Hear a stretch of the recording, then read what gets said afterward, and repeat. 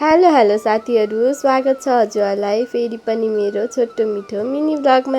यो चाहिँ हिजो साँझको मिनी ब्लग हो। हामी चाहिँ हिजो साँझ तरकारी नै लिन जानुपर्ने थियो अनि थोरै कामले बाहिर निक्लेका थियौँ। अनि म चाहिँ यता भिडियो खिच्दै थिएँ अनि मेरो छोरी चाहिँ आजभोलि हाई भन्ने बाँकी छ क्या। यो मोबाइल देखाउने बित्तिकै क्यामेरा खोला भन्टान चाहिँ अनि अलि पर पुगेपछि चाहिँ ऊ हिँड्ने भने अनि हामीले चाहिँ उसलाई हिँड्न दियौँ अनि ऊ चाहिँ खुसी हुँदै रमाउँदै गइरहेको थियो। बाहिर निक्लिनु पाएपछि चाहिँ यत्तिकै खुसी हुन्छ क्या।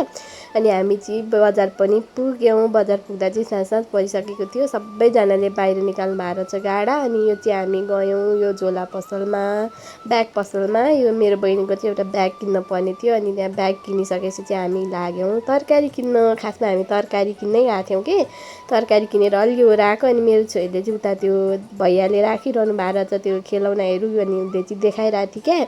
आजभोलि बाहिर निकाल्नै हुँदैन, मागिहाल्छ यो किनिदिनु कि त्यो किनिदिनु भन्छ। देखाइरहेको थिएँ अलि पर गएपछि स्टेसनरीमा जानुपर्ने काम थियो, त्यहीँ किनिदिउँला भनेको। ओर आएपछि त उसको सानीलाई गालामा कुटिचे के नकिनिदिएको भनेर रिसाएर अनि उसले चाहिँ उहाँ गालामा कुटिरहेको थियो। अनि पछि चाहिँ मसँग आउने भनी अनि उसको सानीलाई सामान बोक्न दिएर हामी चाहिँ हिँड्यौँ। यहाँ चाहिँ थोरै काम थियो तर सामान रहेनछ अनि हामी चाहिँ फर्क्यौँ। अनि स्टेसनरीमा छिरेको थियौँ अनि छोरीलाई चाहिँ एउटा बबल किनिदिएको, ऊ बबल किन्यो भनेर खुसी भइरहेकी थिएँ। अनि हामी चाहिँ घर आयौँ कि ढिला पनि भइसकेको थियो, पकाउनु पनि थियो अनि उसको बाबा पनि अफिसबाट आइसक्नु भएको थियो। अनि हामी चाहिँ दौडिँदै आयौँ। मेरो बहिनी चाहिँ तरकारी बोकेर अघि हिँडिरहेकी थिएँ।